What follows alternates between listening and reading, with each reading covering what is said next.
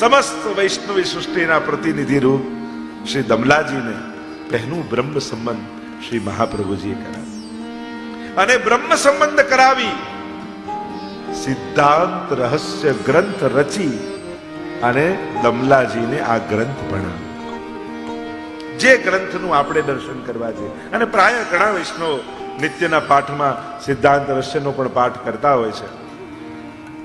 આ ગ્રંથ કે જેમાં જે ઘટના ઘટી મહાપ્રભુજી સાથે એનો ઉલ્લેખ સ્વયં મહાપ્રભુજી આમાં કર્યો છે. તિથિ સમય સાથે અને શું આજ્ઞા કરી એનો પણ ઉલ્લેખ કરે અને એ આજ્ઞાને મહાપ્રભુજી આગળ સમજાવી પણ છે. આવો પ્રથમ શ્લોકનું દર્શન કરીએ. શ્રાવણ શ્યામલે પક્ષે એકાદશ્યામ મહાનિશી. શ્રાવણના અમલ પક્ષમાં, અમલે પક્ષ સુદ, એકાદશ્યામ મહાનિશી, એકાદશીની મહાનિશી. જો આપણે ત્યાં કેટલી રાત્રિઓ પ્રસિદ્ધ છે. એક ઠાકોરજી પ્રગટ થયા જન્માષ્ટમીની રાત્રિ, બીજી મહારાસની રાત્રિ અને અન્ય રાત્રિઓની પણ ચર્ચા છે. પણ ત્રીજી મહત્વની આપણા માટે એ છે આ શ્રાવણ શ્યામલે પક્ષે એકાદશ્યામ મહાનિશી. આ પવિત્ર એકાદશીની મધ્યરાત્રિ. શ્રાવણ માસ સૌથી પહેલા કહ્યું તો વિષ્ણુનો માસ છે. દરેક માસના અધિષ્ઠાતા દેવતા હોય. એની પણ ટીકામાં આચાર્યો ઘણી ચર્ચા કરી છે કે સુંદર ટીકા ઉપલબ્ધ છે. તો વિષ્ણુનો માસ છે એટલે સંકેત કર્યો ઠાકોરજી જ કૃપા કરવાના છે. આ માસના અધિષ્ઠાતા જ પ્રભુ છે. શુક્લ પક્ષે અમલ, જ્યાં અંધકાર દૂર થાય, પ્રકાશ પથરાય, એટલે કે એવો સમય કે જ્યાં પ્રકાશ તરફ જવાની રાત્રિ છે. એવા અમલ પક્ષે એકાદશ્યામ, એકાદશી. એકાદશી મહાત્મ્ય આપ બધા જાણો છો. 11 ઇન્દ્રિયોને પવિત્ર થવાનો સમય. જે દિવસે એકાદશ ઇન્દ્રિયો પવિત્ર હોય એ એકાદશી. અને મહાનિશી, એ મહાનિશી છે, સાધારણ રાત્રિ નથી. કારણ કે સાક્ષાત જે રાત્રિએ પ્રભુ પ્રગટ થયા હોય અને પ્રભુએ પ્રગટ થઈ પોતાની પ્રભુતા, પોતાની કૃપાલુતા પ્રગટાવી હોય, એ સાધારણ નિશી ન હોય, એ તો મહાનિશી છે. કારણ કે પ્રભુ તો પ્રગટ થયા અને પોતાના કૃપા માર્ગને પણ પ્રગટ કર્યો.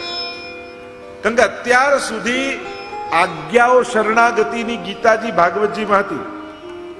આજ્ઞા પ્રભુએ કરી કે મામ એકમ શરણમ વ્રજ યા અનન્યા ચિંતયંતો મામ યે જના પર્યુપાતો. અનન્ય ભાવે મને ભજ, મારા શરણમાં આવો, તમેવ શરણમ ગચ્છ. આજ્ઞાઓ કરી પણ પ્રોસેસ નથી બતાવી, વિધિ નહોતી બતાવી કે શરણમાં જવાની વિધિ શું. આજ્ઞા તો કરી શરણમાં આવો, પણ જવાય કઈ રીતે. પણ આજના દિવસે ઠાકોરજીએ શરણાગતિની વિધિ આપી. આ બ્રહ્મ સંબંધ શું છે? વિધિવત ભગવાનની શરણાગતિ છે. એને જ આપણે બ્રહ્મની સાથે શરણાગતિનો સંબંધ, એને બ્રહ્મ સંબંધ આપણે કહીએ. ચર્ચાઓ તો ઘણી આચાર્યોની બહુ ગહન ચર્ચાઓ પણ છે, પણ આપણે એમાં નથી જતા. કારણ કે બ્રહ્મ અને પુરુષોત્તમ એની પણ વાત હરિરાયજી આદિ કરે છે. કોની સાથે જીવનો સંબંધ થાય છે?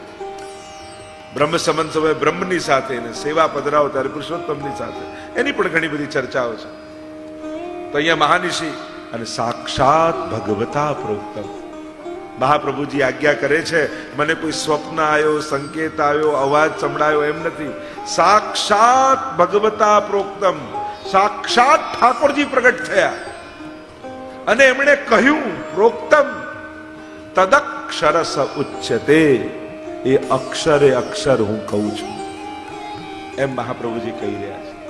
એ અલૌકિક અને દિવ્ય ઘટના, જેને પુષ્ટિ માર્ગના ઇતિહાસની સર્વોત્તમ ઘટના, સર્વોચ્ચ ઘટના કહી શકાય.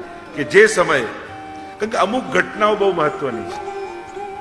એક સૌથી પહેલા જોવા જાવ પુષ્ટિ માર્ગના ઐતિહાસિક ઘટનાઓમાં તો યજ્ઞ નારાયણ ભટ્ટના અગ્નિકુંડમાંથી પ્રગટ થઈને ઠાકોરજી આપેલું વચન કે 100 સોમયજ્ઞ પૂરા થશે ત્યારે હું તમારા ઘરે પધારીશ. બીજું શ્રી મહાપ્રભુજીનું પ્રાગટ્ય. ત્રીજું આ બ્રહ્મ સંબંધનો દિવસ. ચોથું શ્રીનાથજી મહાપ્રભુજીનું પ્રથમ મિલન. પાંચમું શ્રી મહાપ્રભુજી નિત્ય લીલાધામમાં પધાર્યા. છઠ્ઠું શ્રી ગોપીનાથજી અને ગુસાઈજીનો એવી ઘણી ઘણી ઘટનાઓની આપણે ચર્ચા કરીએ. અમુક તિથિઓ એ બહુ મહત્વની તિથિઓ છે પુષ્ટિ માર્ગના ઇતિહાસ, અને એ તિથિઓથી ઇતિહાસ રચાયો છે, લખાયો છે. અહીંયા મહાપ્રભુજી આજ્ઞા કરે, સાક્ષાત ભગવતા પ્રોક્તમ તદ અક્ષરસઃ. એમાં મારું કાંઈ ઉમેરતો નથી, મારું કાંઈ જોડતો નથી. ઠાકોરજીએ જે કહ્યું એ અક્ષરે અક્ષર તમને કહું છું. અને એમ કહીને મહાપ્રભુજી આગળ આજ્ઞા કરતા કહે, બ્રહ્મ સંબંધ કરણાત સર્વેશામ દેહ જીવયો સર્વદોષ નિવૃત્તિ દોષાઃ પંચવિધા સ્મૃતા. બ્રહ્મ સંબંધ કરવા માત્રથી સર્વેશામ દેહ જીવયો, સર્વના દેહના અને જીવના એ સર્વ દોષોની નિવૃત્તિ થઈ જશે. સર્વદોષ નિવૃત્તિ દોષાઃ પંચવિધા સ્મૃતા. અને આ દોષો 5 પ્રકારના છે. બ્રહ્મ સંબંધ કરવા માત્રથી સર્વ દોષોની નિવૃત્તિ. જો આ શરણાગતિની આ વિધિ જ્યારે કરો છો, ગીતાજીમાં ભગવાનનું વચન છે, અપી ચેત્સુ દુરાચારો ભજતે મામ અનન્ય ભાગ સાધુ રેવ સમંતવ્યો. ગમે તેવો પાપી હોય પણ જ્યારે મને શરણાગત થાય, મારો થાય, ત્યારે એને સાધુ જાણ. અને મહાપ્રભુજી આપણને સર્વને, કારણ કે અમે લોકો પણ મહાપ્રભુજી વતી તમને બ્રહ્મ સંબંધ કરાવીએ છીએ. બ્રહ્મ સંબંધ આપનારા તો આપણને બધાને મહાપ્રભુજી જ છે. ભૂતલ ઉપર ઠાકોરજીએ મહાપ્રભુજીને આપ્યું. બાકી આ મંત્રનું પ્રાગટ્ય લીલામાં છે. નિત્ય લીલામાં પણ એવી ઘટનાનો પ્રસંગ આપણે ત્યાં ભાવાત્મક ગ્રંથોમાં પ્રાપ્ત છે કે ઠાકોરજી અને સ્વામીજીની અખંડ લીલાઓ નિત્ય લીલામાં થાય છે. એકવાર નિકુંજમાં બેઠા ઠાકોરજી રાધા રાધા રાધા રાધા નામનો અખંડ જાપ કરે છે, અને રોમ રોમમાં કૃષ્ણ પ્રગટ થઈ ગયા. રોમ રોમમાં રાધા પ્રગટ થઈ ગયા કૃષ્ણ. એટલામાં રાધાજી આવ્યા. દૂરથી જોયું તો રોમ રોમમાં પ્રગટેલા રાધાજીને દૂરથી એમ દેખાયું કે કોઈ ગોપી ઠાકોરજીની નિકટ છે. ઓહો, હું પ્રભુને આટલા દૂરથી મળવા આવીને પ્રભુ બીજા કોઈ ગોપી સાથે બેઠા, જાઓ વાત નહીં. નારાજ થયા અને માન દઈ, પીઠ દઈને ગુસ્સો કરીને બિરાજી ગયા. પ્રભુ મારી જોડે વાત ન કરતા. પ્રભુને પણ નારાજગી થઈ. અરે હું એમનું જ રટણ કરું છું ને મારાથી નારાજ થાય છે, તો જાઓ રાધાજી, હું પણ આપની સાથે વાત નહીં કરું. બંનેના હૃદય વિરહની અગ્નિમાં બળવા લાગ્યા. કહી તો દીધું વાત નહીં કરું, પણ બંને એકબીજા વગર રહી શકે એમ થોડી છે. એકબીજાને ક્ષણવાર પણ જુએ નહીં તો પ્રબળ વિરહ પ્રગટ થઈ જાય. બંને પીઠ દઈને બિરાજ્યા છે. અને એ સમયે સ્વામીજીના હૃદયમાં રહેલો કૃષ્ણનો ભાવ અને ઠાકોરજીના હૃદયમાં રહેલો રાધાજીનો ભાવ, સ્ત્રી ભાવ, અને ત્રીજું સાક્ષી સ્વરૂપ, આ 3 સ્વરૂપ પ્રગટ થઈને એક થયું. અને આ સ્વરૂપ ઠાકોરજી અને સ્વામીજીના હૃદયમાંથી પ્રગટ થયું. મનાવ્યા રાધાજી. અરે ઠાકોરજી તો આપનું જ ચિંતન કરતા હતા, આપ જ હતા જેનું પ્રતિબિંબ આપને દેખાયું, અન્ય કોઈ નહોતું. રાધાજીને બહુ તાપ થયો. અરે મારી ગેરસમજ થઈ. પ્રભુ મારું ચિંતન કરતા હતા અને મેં શંકા કરી, શું કરું? ચાલો પ્રભુની ક્ષમા માંગો. અને રાધાજી આવ્યા નિકટ, વલ્લભનો હસ્ત પકડી વલ્લભ પધરાવીને લાવ્યા સ્વામીજીને. ઠાકોરજીની સન્મુખ બિરાજ્યા અને બે હાથ જોડીને સ્વામીજીએ કહ્યું, હે કૃષ્ણ, હું તમારી છું. પંચાક્ષર મંત્રનું પ્રાગટ્ય નિત્ય લીલામાં સ્વામીજીના મુખે. અને એ જ રીતે ઠાકોરજીએ પણ કહ્યું, હે રાધાજી, હું તમારો છું. બંનેનું માન હરાઈ ગયું. બંનેને શ્રી વલ્લભ સ્વરૂપે હાથ પકડી સિંહાસનમાં બિરાજ્યા. અને યુગલ સ્વરૂપ સુવર્ણના સિંહાસનમાં બિરાજ્યું છે. ત્યારે આ વલ્લભ સ્વરૂપે બે હાથ જોડીને કહ્યું, શ્રી એટલે સ્વામિનીજી, કૃષ્ણ એટલે ઠાકોરજી, શ્રી કૃષ્ણ શરણમ મમ, શ્રી કૃષ્ણ શરણમ મમ, શ્રી કૃષ્ણ શરણમ. અને આમ 3 વાર શ્રી વલ્લભના મુખમાંથી અષ્ટાક્ષર મંત્રનું પ્રાગટ્ય થયું. આમ પંચાક્ષર અને અષ્ટાક્ષર નું પ્રાગટ્ય તો નિત્ય લીલા ધામમાં છે, પણ અહીં ભૂતલ ઉપર શ્રી મહાપ્રભુજી પધાર્યા છે. અને ઠાકોરજીના મુખે જો મંત્ર સાંભળે તો જ સંપ્રદાય પ્રગટ થાય. એમને કોઈને કલ્પના યા કોઈની વાણીથી ન થાય. ભગવદ આજ્ઞાથી જેનો પ્રારંભ થયો હોય એને જ ઓથેન્ટિક સંપ્રદાય કહેવાય, એને જ એ જ મંત્રની પરંપરા કહેવાય. તો પ્રભુના મુખે મહાપ્રભુ તો જાણતા જ હતા, પણ આ બ્રહ્મ સંબંધ મંત્ર જેને ગદ્ય મંત્ર કહીએ છીએ. ગદ્ય એટલે લિટરેચર, પોએટ્રી એટલે પદ્ય. તો પહેલા છે ગદ્ય, લિટરેચર છે, જે આગળ બોલીએ છીએ ભગવાન કૃષ્ણ તે વિખુટા પડે હજારો જન્મોનો અંતરાય છે અને હૃદયમાં તાપ ક્લેશનો આનંદ જેને તિરોધાન થયો છે એવો હું જીવ, મારો દેહ પ્રાણ ઇન્દ્રિય અંતઃકરણ આદિ આદિ જે આપણે હે કૃષ્ણ હું તારો છું, એમ જે ગદ્ય મંત્ર આપણે બોલીએ છીએ, તો આગળ જે બોલીએ છીએ એને ગદ્ય કહેવાય, લિટરેચર કહેવાય. અને છેલ્લે જે 5 અક્ષર બોલીએ છીએ કૃષ્ણ તારો છું, એને કહેવાય પંચાક્ષર. તો આમ ઠાકોરજીએ પ્રગટ થઈને આ બ્રહ્મ સંબંધ મંત્ર આપ્યો છે અને મહાપ્રભુજીને આજ્ઞા કરી આ જે કોઈ પણ બ્રહ્મ સંબંધ પાવશે એના બધા જ દોષોનું નિવારણ થઈ જશે. બ્રહ્મ સંબંધ કરણાત સર્વેશામ દેહ જીવયો સર્વ દોષ નિવૃત્તિ, બધા દોષો નિવૃત્ત થઈ જશે. પણ કોના? દેહ અને જીવયો. 5 દોષ જીવના છે અને 5 દોષ દેહના છે. એટલે જ કહ્યું સર્વદોષ નિવૃત્તિ દોષા પંચવિધા સ્મૃતા. દોષ 5 પ્રકારના છે, પણ કહ્યું દેહ જીવયો, દેહના 5 દોષ અને જીવના 5 દોષ. જીવના 5 દોષ કયા? દશમસ્કંદની કથા તમે ભાગવતજીની સાંભળી હોય તો પૂતના જ્યારે પ્રવેશ કરે છે અને વ્રજમાં આવે છે ત્યારે સુબોધનીમાં મહાપ્રભુજી સમજાવે છે આ પૂતના સાક્ષાત અવિદ્યાનું પ્રતીક છે અને અવિદ્યા પૂતના 5 પર્વા છે અને આ 5 પર્વ અવિદ્યાના જે જીવને ગ્રસિત કરે છે આ જીવના દોષો છે. દેહાધ્યાસ, પ્રાણાધ્યાસ, ઇન્દ્રિયાધ્યાસ, અંતઃકરણાધ્યાસ અને સ્વરૂપ વિસ્મૃતિ. આ 5 અધ્યાસો સ્વયં ઠાકોરજીએ જુદા જુદા અસુરોને મારી અને વ્રજભક્તોના દૂર કર્યા. આપણે એમ કે ધેનુકાસુરને માર્યો, કાલિયનાગનું દમન કર્યું, તો ધેનુકાસુર એ કેવલ ધેનુકાસુર નહોતો.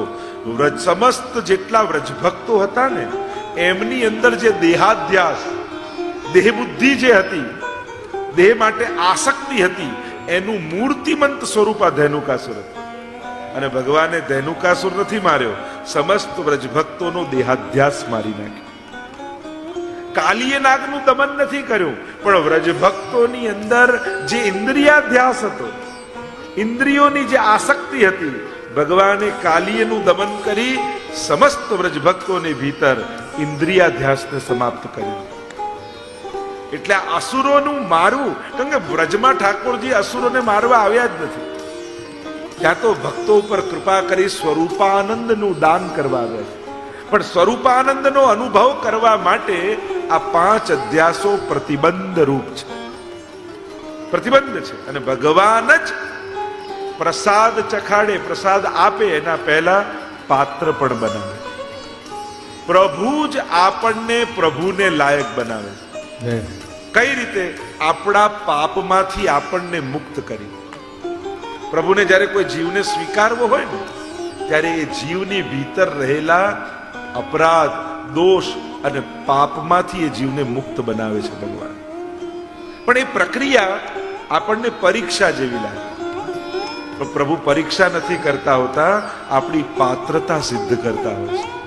આપણે કે મારી સાથે ભગવાને આમ કર્યું, મારું અહીંયા અપમાન કેમ કરાયું, ભગવાને મારું આમ કેમ કરાયું? અરે પ્રભુ તમારા અધ્યાસને સમાપ્ત કરી રહ્યા છે.